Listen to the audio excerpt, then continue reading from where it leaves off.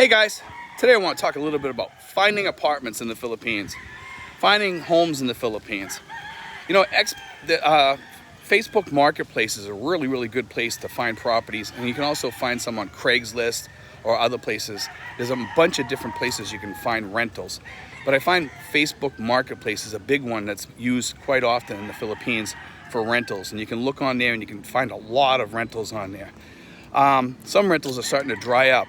We have about 45,000, I believe it was American expats come over here, okay, that are in the country right now. I know the number was 45,000, and that's a huge amount of people here. And I'm starting to see these people wandering around. They're walking up and down the streets looking for apartment signs and everything. But go on Facebook Marketplace, or you can have somebody like my girlfriend and myself help you out or whatever, and we can assist you in some cases. We can't help everybody because sometimes we have a shortage here too. We're starting to get a little bit short, but we do have some places available. Some places, we have a couple of those cheap ones. They're fixer-uppers, okay? You might not be able to put an American toilet in some of those. Some you can, some you can't. It depends on the plumbing setup in those places. We are seeing a lot of rentals dry up, and that's going to start causing prices to go up too. We're starting to see people start price gouging a little bit, and we won't even deal with those people, because if you want to price gouge, I'm not going to let my guys get gouged, especially when they double prices or triple prices on properties. But you know, if you're looking for properties, best way is feet on the ground, or hire somebody to drive you around and use Facebook Marketplace. Hire a car to drive you all around to these different places. Have Waze, W-A-Z-E, the app, and type in the addresses on there, and you'll find these places. You know, General Trias, great place to find properties, because usually always properties there. Even some of those have dried up a little bit. The rentals are starting to disappear really quickly, but they're making more become available. And also people are trying to build some apartments over here, and I notice all of a sudden they stop building because they don't have enough money to finish them. And sometimes you can go into these places and make an offer on them and say, hey, listen, I'll give you the money to finish the place. And sometimes it's already like 90% finished and just needs a little bit more, like maybe a toilet and some sinks or something like that put in, or tiles or what have you.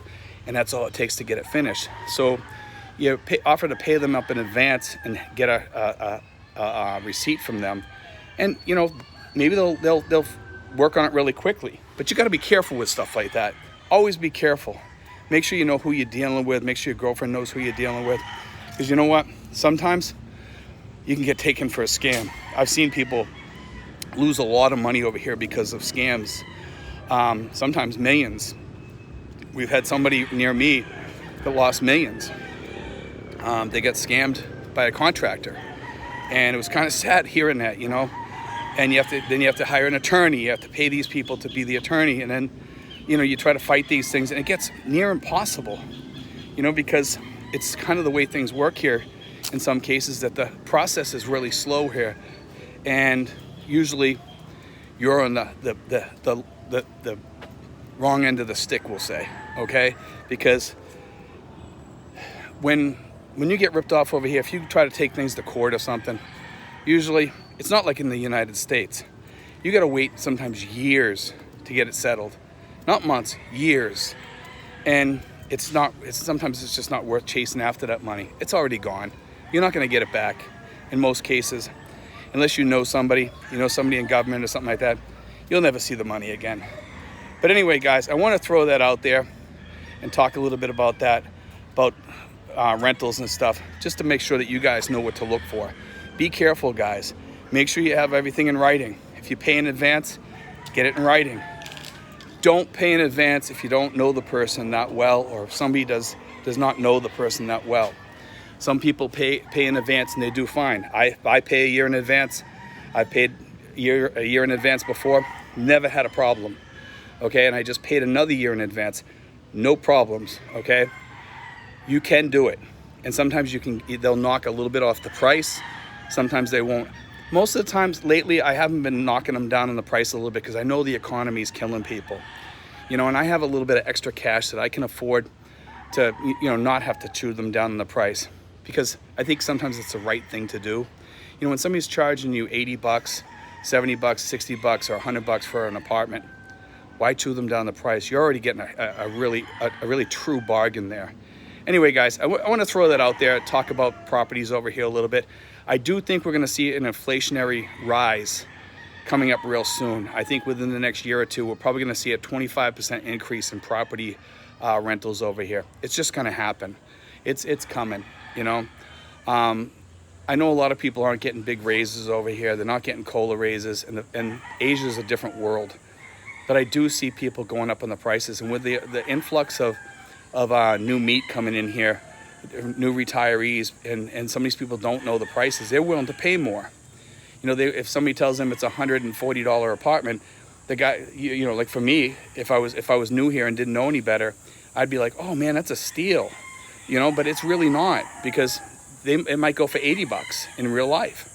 With most people, and you know, some people call that the skin tax. I don't agree with the skin tax. I think they see it as like an opportunity to try to make a few bucks, and who wouldn't want to make a few dollars? Let's be honest. I mean, if you want to put food on your table, you want to get as much as you can for anything you're renting out. So it's being opportunistic, you know, and seeing an opportunity. And sometimes they see you as the opportunity because they know that you have money. And what you have to do usually is use your girlfriend to do the negotiating, and then you'll get your good prices. Send your girlfriend in to look at it and videotape it and bring it back to you and tell you, hey, this is what it looks like, honey. I think you're going to like it. You know, that's the best way. Because if you go in there, you're going to get hit with a little bit of an increase. Usually, they don't go up much, but they might go up 10 or 20% or 30% sometimes. Sometimes some people will even double it or triple it. I've seen that happen before here, real close by to my house. So be careful, guys. God bless. Take care.